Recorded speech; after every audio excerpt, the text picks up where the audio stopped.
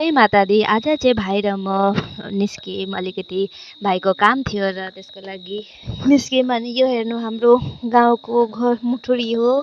त्यहाँबाट अनि भाइको अनि मैले भन्न थालेँ अलिकति बारी पनि पसेर जाम, हेरेर जाम, धान के कसो भएछ भन्दै। अनि यो त्यहाँ आइपुग्यौँ र गेटमा अलिकति रोटेर छ अनि सम्हालेर खोल्यौँ। त्यहाँबाट त्यहाँ काम सकेर हामी पथारतिर निस्क्यौँ। अनि यता भाइ पनि हाँस्दैछन्। अनि राति बेलुका फेरि कति राम्रो आएको क्यामेरामा हेर्नु न, सिनेरी हेर्नु कस्तो राम्रो लागेछ यो धान पथार। त्यहाँबाट अनि जाँदै हजुरआमा भेट भयो। हजुरआमाले भन्न थाल्नुभयो आज हाम्रो घर आउनै खोज्नु भएको थियो अरे, फेरि केही काम परेर आउनु भएन भन्दै। अनि यिनी भेट भइहाल्यो, फेरि आउनु नि त भनेर भने। त्यहाँबाट अनि अलि निकै टाढा छ। जाँदै हिँड्दै स्याँ स्याँ भइसकेँ। नहिँडी नै साथी हो। अब त म वकिङ गर्नुपर्छ होला, किनकि एकदम हिँड्दाखेरि त यति नै मतलब पुरा मतलब कहिले नहिँडेको जत्तिकै भयो। त्यहाँबाट हजुरआमालाई ए ल ल भने त्यहाँबाट नि फटाफट, किनकि बेलुका भइसक्यो त फटाफट घर पनि घुरेर आउनु थियो। अनि यो चाहिँ हाम्रो बाबाहरूको पथार।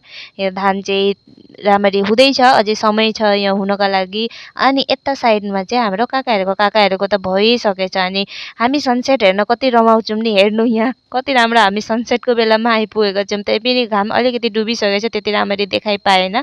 र अनि यता फेरि काकाहरूको घर देखेँ। अनि काकाहरूको कुकुर पनि पछ्याउँदै आइपुगिहाल्यो। त्यहाँबाट अनि यहाँ चाहिँ म भाइ देखाउँदैछु। हेर्नु कति राम्रो, त्यहाँसम्म आँखाले नभ्याउनेसम्म रहेछ होइन।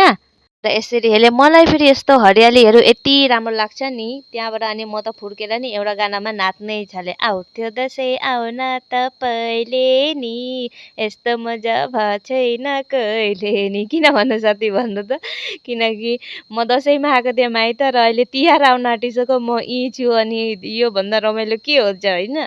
त्यहाँबाट अनि जाँदै काकी घरतिर काका घरतिर पसेर जाम भनेर भने। त्यहाँबाट अनि बस्न थाल्यौँ। अनि काकाहरूको यहाँ हेर्नु कति राम्रो हाँस कुखुरा। अनि यहाँ खोर्सानी देखेर चाहिँ नोटिपी भएन। अनि काकीलाई सोधेर अनि भाइलाई लु काकीले पोलिथिन पनि साथै साथ दिइहाल्नु भयो।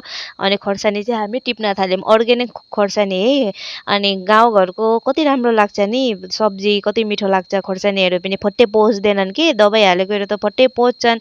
अनि फेरि काकीले भन्नु थाल्यो राँगे खोर्सानी पनि छ भन्दै पस्नुभयो बारीमा। अनि यहाँ हेर्नु त यो के भन्छ यसलाई हौ, लाउ भन्छ न, कुबिन्डोको यो झ्याङ। त्यहाँबाट यता फेरि काकाले सुँगुर पनि पाल्नु भएको रहेछ। अनि म पनि पसेँ हेर्नुको लागि। अनि सुँगुरलाई त कति सफाले राख्नुभएको। त्यहाँबाट त अनि अहिले उसको नुहाउने पो बेला भएको छ अरे है। त्यहाँबाट अनि कति सफाइ हेर्नु, दाना खान्छ। अनि कस्तो यसरी अनि सफा गर्नु हुँदैछ। अब एक बेलाको बिहानको दाना भयो, अब बेलुकाको। अनि यसरी साफ सिकुन गरेर त्यसलाई